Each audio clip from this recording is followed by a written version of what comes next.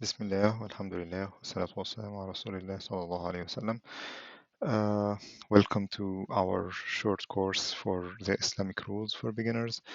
In this course, we will try to navigate through the Islamic rules, inshallah, in a very short uh, way, let's say. So let's start with our introduction in this first session.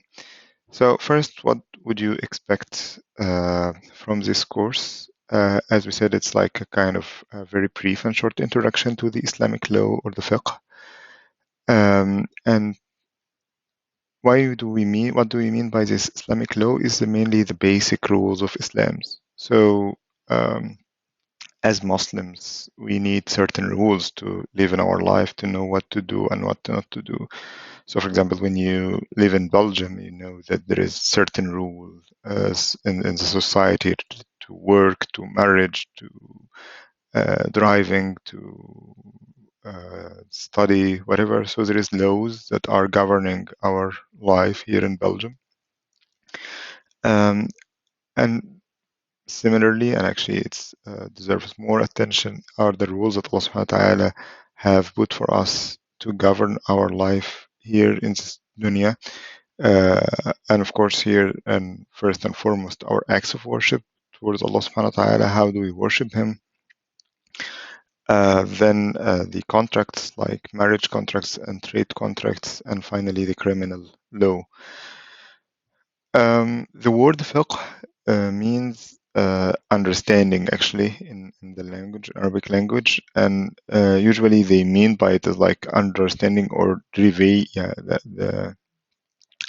these rules from the Islamic text. So we have the Quran, we have the Sunnah from the Prophet ﷺ. So how can we derive these rules from the Quran? That's what they mean by fiqh. Of course, we will not touch upon this topic. We will mainly just discuss briefly the rules themselves. What are the different rules of Islam in a nutshell, let's say. So as we said, the Islamic law is mainly like a set of rules to judge the validity of our actions. So when we do an action, is it valid or invalid? Is it something obligatory or not, etc.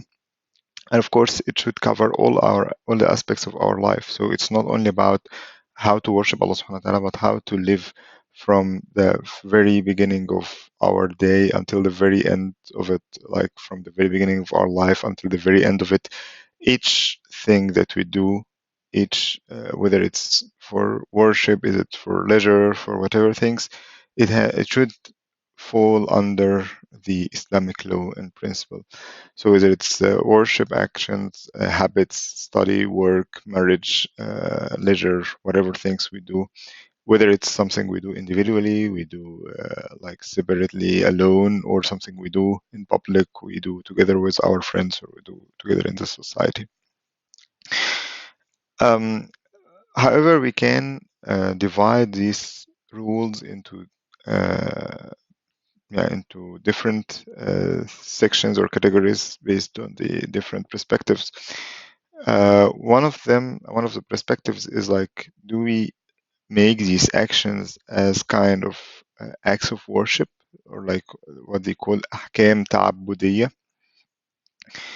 And then this doesn't change over time. So these like things that are fixed. So you cannot invent something to worship Allah subhanahu wa ta'ala with. So you cannot reinvent or make a new invention of an act of worship that you say that, okay, I'm gonna worship Allah subhanahu wa ta'ala with this new way that have not been done before. That's impossible, or that's what they call bid'ah, and like a bad innovation in principle.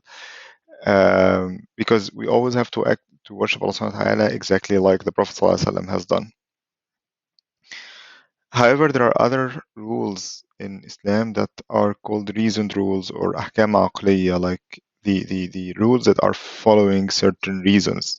And if this reason disappears, then the rule itself has to change.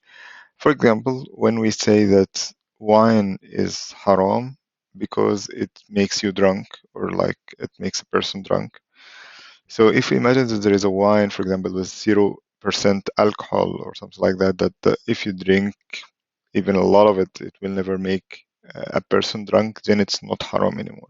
So here the rule of the being forbidden is just connected to the influence of this drunkenness.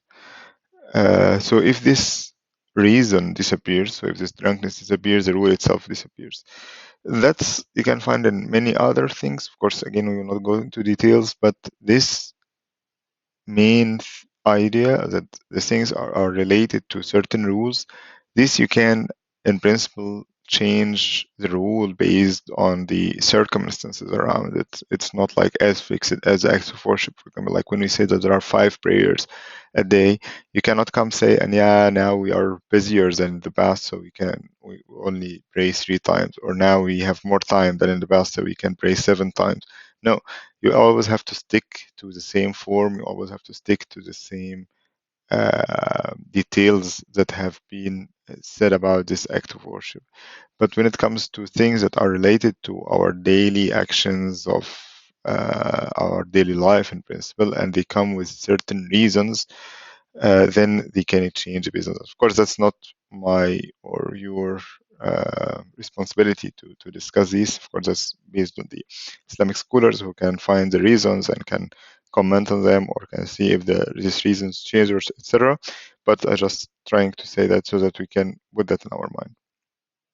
Of course, these most of the acts of worships or the things that are related to worship came with a lot of details, like for example the description of prayers, the description of wudu, the description of zakah, hajj, etc. It comes with very detailed text in Islam, whether it's in the Quran or in Sunnah. However, things that are related to the reasons, like for example when Allah subhanahu wa ta'ala says, "Inna Allah ya'muru bil adli wal ihsan," that Allah subhanahu wa ta'ala commands justice and doing good.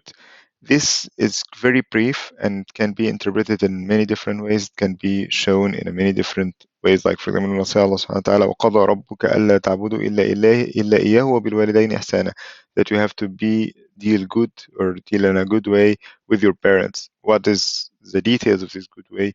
You can barely find any uh, details about that in the Islamic text. And these brief rules that can be changing from time to time can be developed based on the circumstances around it.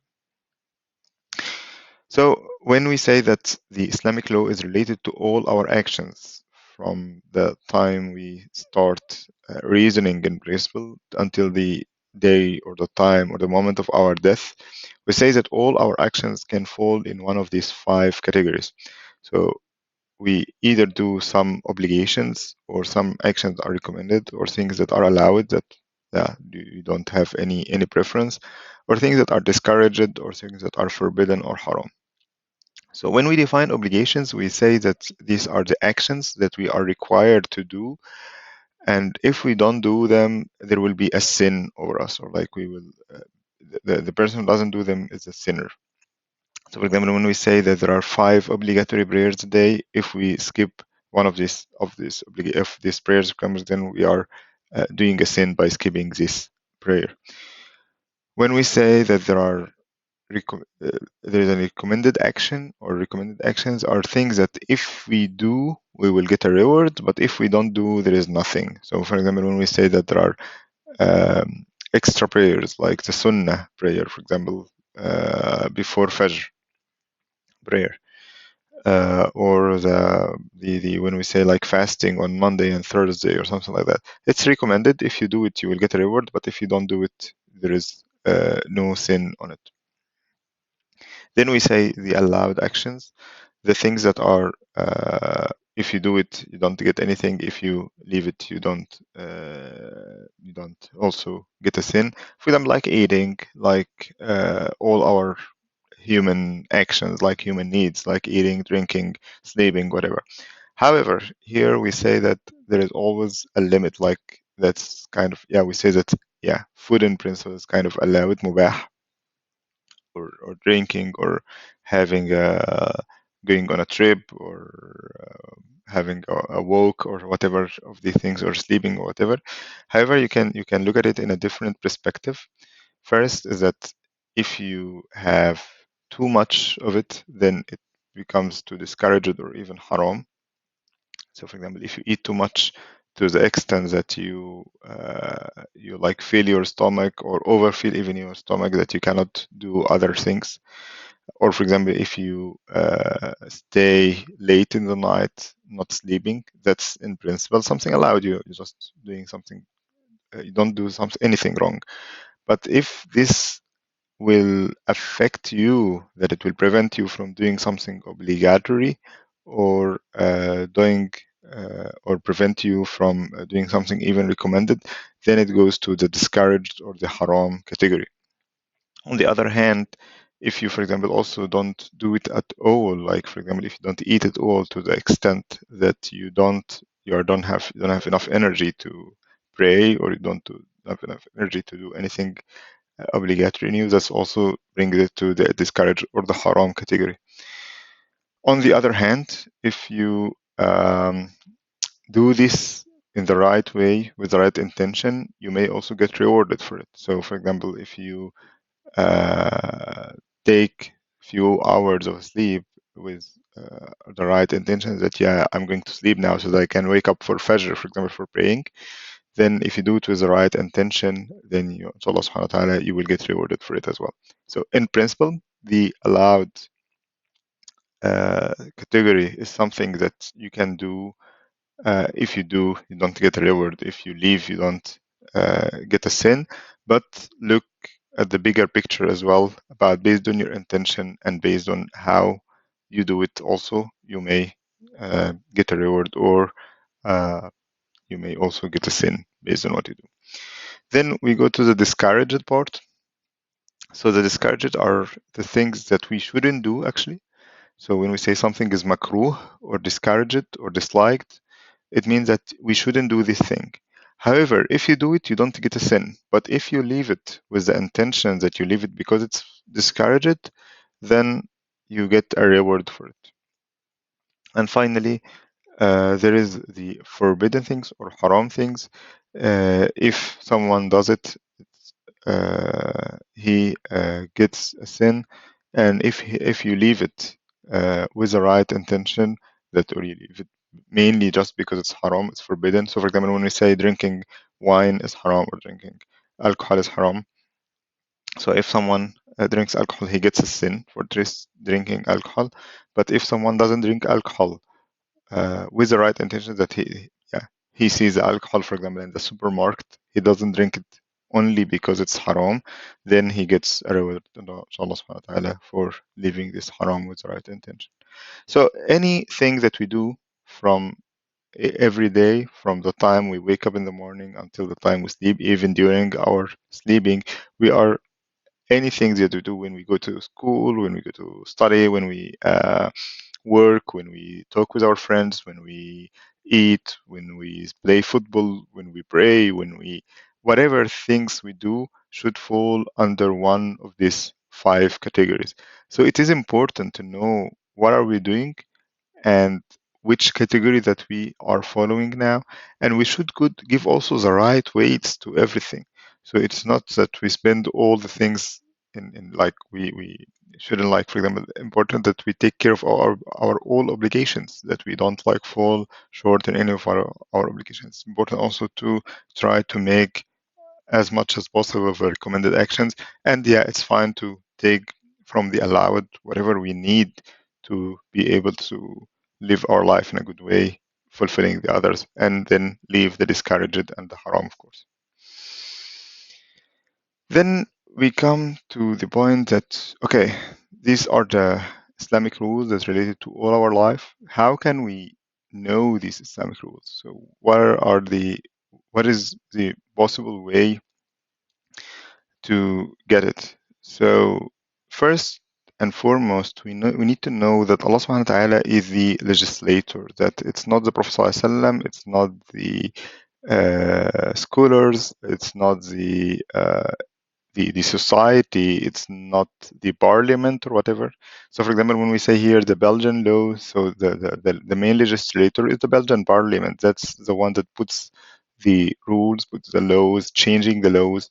But from when we talk from Islamic perspective, it's Allah subhanahu wa ta'ala is the legislator, and no one else has the right to put new laws or to change any of the laws that Allah subhanahu wa ta'ala have set to us. However, this again lies in the things that are fixed. You remember, first we said that there are certain rules that are fixed and certain rules that are changing, certain rules that are detailed and brief. So when it comes to fixed and detailed rules, no one can change them. So we cannot say that that someone comes and say, yeah, I can make the prayers four for you instead of five, or I can make the prayers six for you instead of five. So when Allah subhanahu wa ta'ala sets the prayers to be five, no one else can come and change them later. But for example, when we say Allah subhanahu wa ta'ala says that we have to be to do justice to each others, then we can define the justice based on different ways in different times. So how can we know again these rules that Allah subhanahu wa ta'ala set to us? So which for when we say like there are five prayers, how can we know that there are five prayers? Or how can we know what amount of zakah I have to give, what amount of how what should I do exactly in my prayers, or what should I do exactly in what different things? So Allah subhanahu wa ta'ala have sent to us certain revelation to the Prophet ﷺ, who delivered to us. So the first one is the Quran, of course. So that's the words of Allah subhanahu wa ta'ala. When we say the Quran, that's the words of Allah subhanahu wa ta'ala, and that's like the divine text from Allah subhanahu wa ta'ala. There are certain rules that have been detailed in the Quran itself. For example, like wudu. The wudu itself was described very clearly in Quran, what to do, like wash our faces, wash our hands, etc. But there are other rules that have been said briefly in the Quran, like for example, establishing prayers. It has only been said like that, but there is nothing saying that we have to make it 4 rak'ah for dhuhr and 2 rak'ah for fajr, etc. For example, or we have to make ruku'ah and sujood. That has not been mentioned in the Quran. And here comes the Sunnah, which Sunnah we refer to the words and the actions of the Prophet sallallahu alaihi wasallam. So that's the when the Prophet ﷺ gave a certain text or comments to the companions, or he did certain actions in front of them.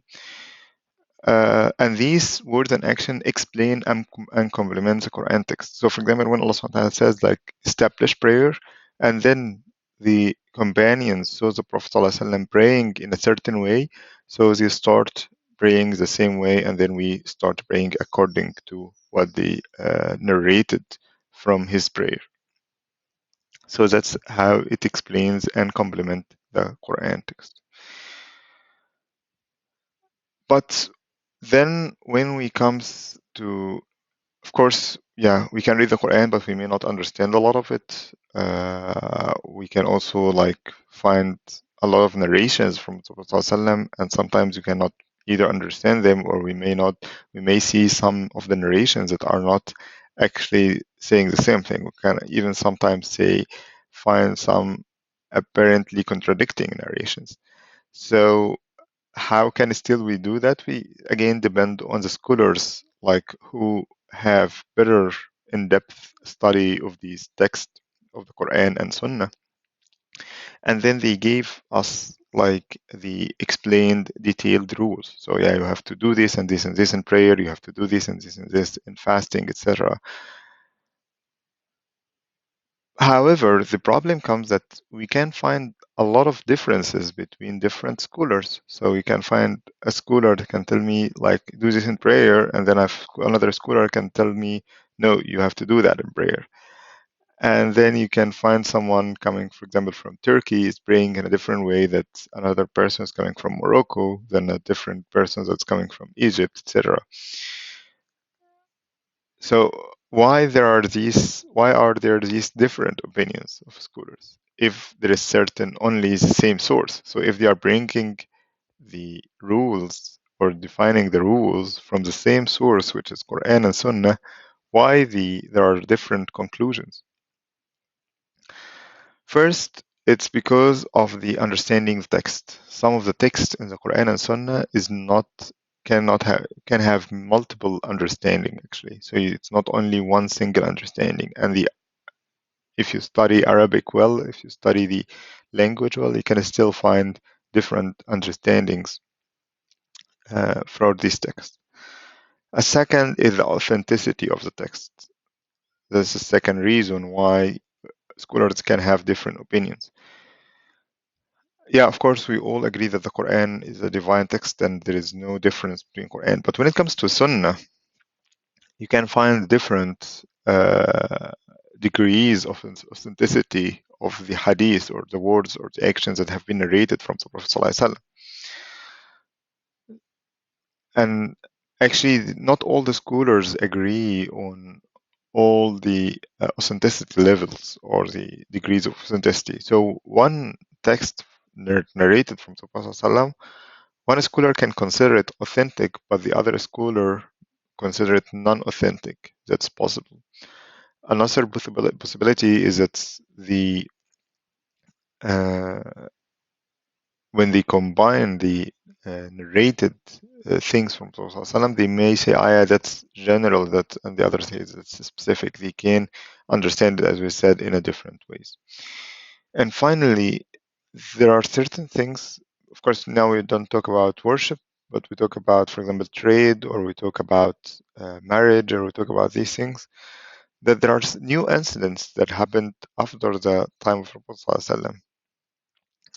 For example, when we talk about uh, yeah, like driving a car or taking an airplane or doing whatever things, the new things that happen.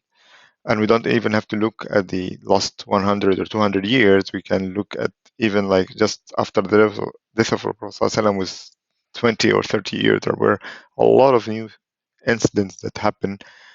And then you may not find anything in the Quran and the Sunnah that define this thing. So again, when we say that the Quran said, for example, that khamr, or if you translate it as wine or something like that, is haram because it's make you drunk.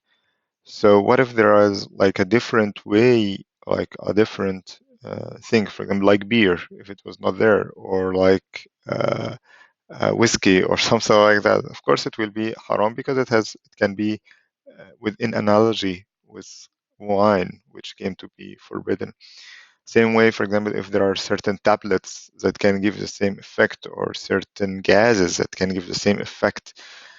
So that's what we call the analogy or qiyas, that when there is something new, so for example, somebody invented a new drink, and then we see, okay, yeah, this drink can be in analogy with khamr, with wine, then it will be haram, or it can be in analogy with something else that is halal or that's allowed. So that's where it comes. And then for this case, sometimes, yeah, for example, with wine case, that's quite clear. But in other cases, the reason of the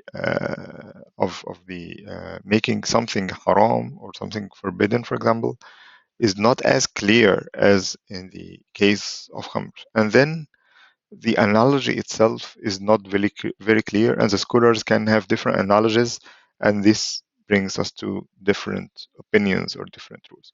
So, in brief, the way the scholars are understanding the Quran and Sunnah, the way the scholars are looking at the Sunnah as authentic or non-authentic, these pieces of Sunnah, and the way that the scholars are analyzing different new incidents or new things that have not been in the time of the Prophet ﷺ, this brings us to different scholars' opinion. So, which scholar shall I follow, or which opinion shall I follow?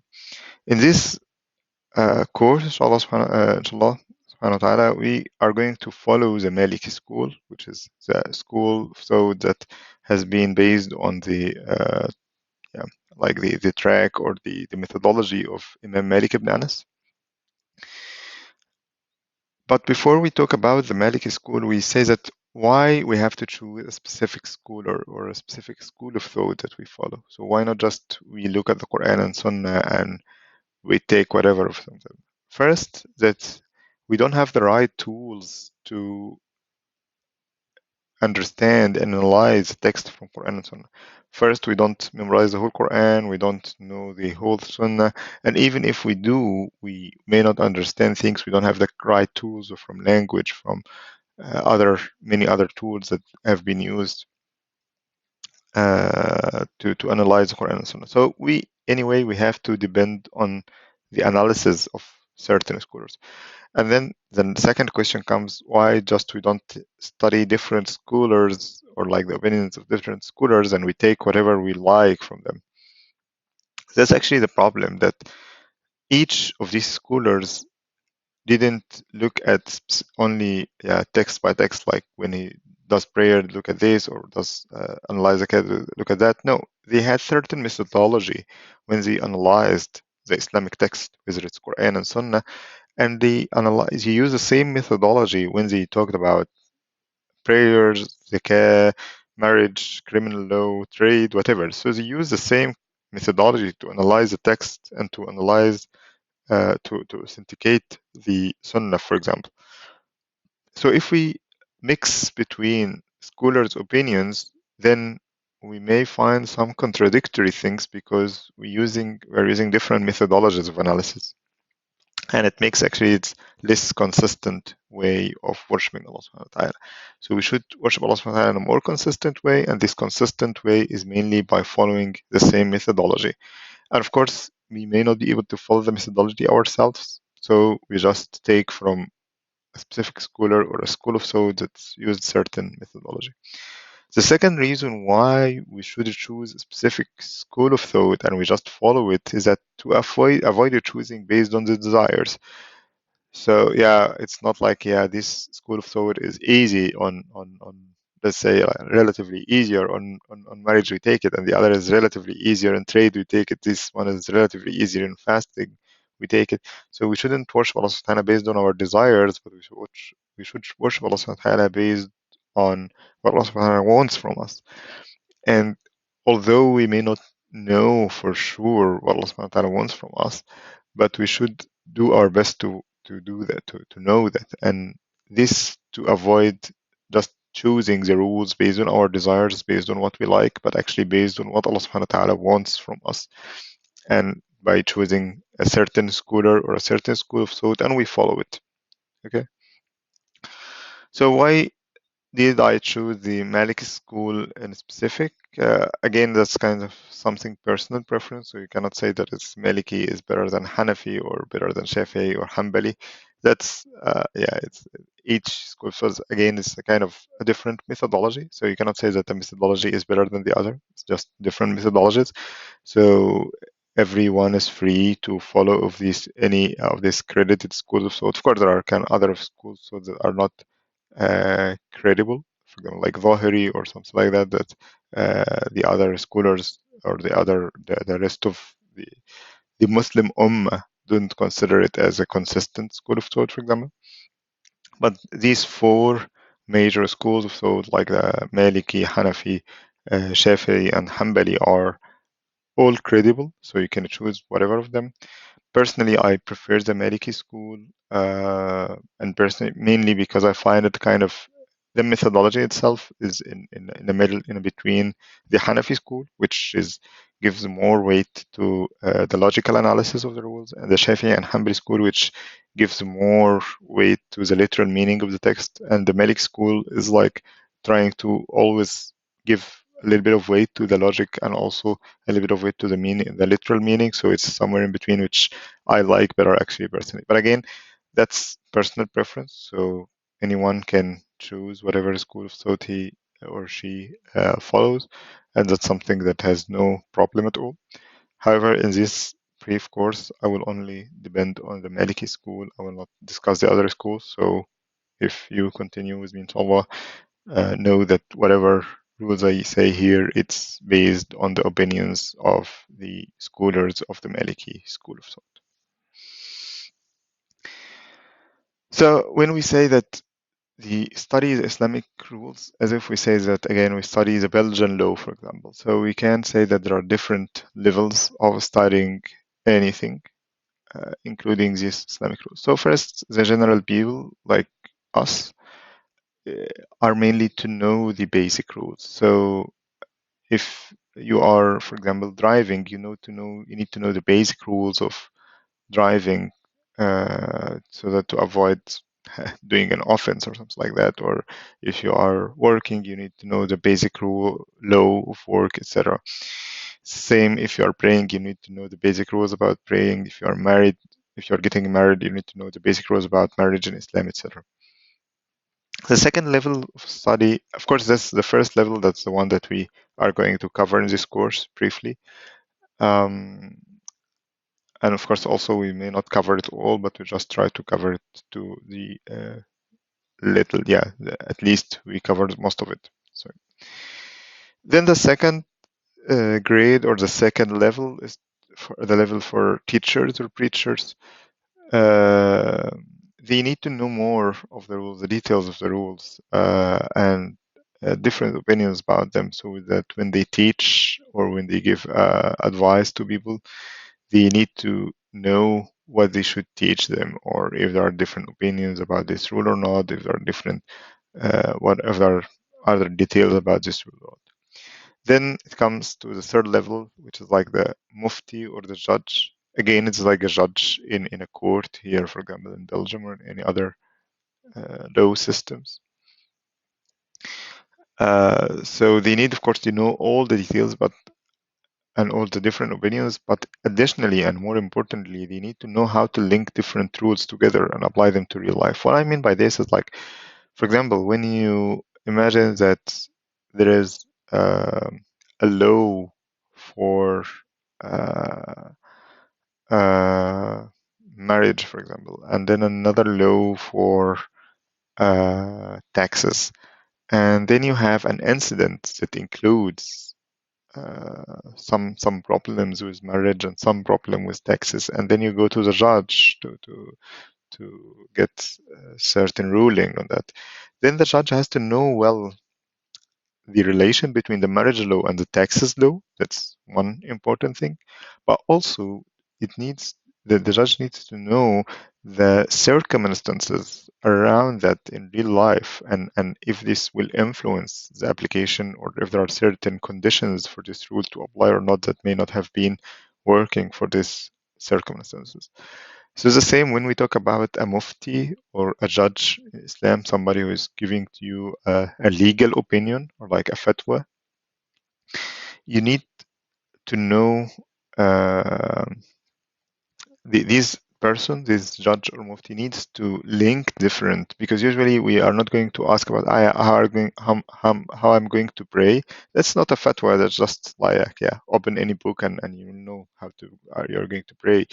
But usually, when we ask for a fatwa, we ask for things that I study in this domain, and then I have a problem with that thing, and then you can find very complicated situation that may include different rules of Islam. So you need to know how these rules are interacting or linking together.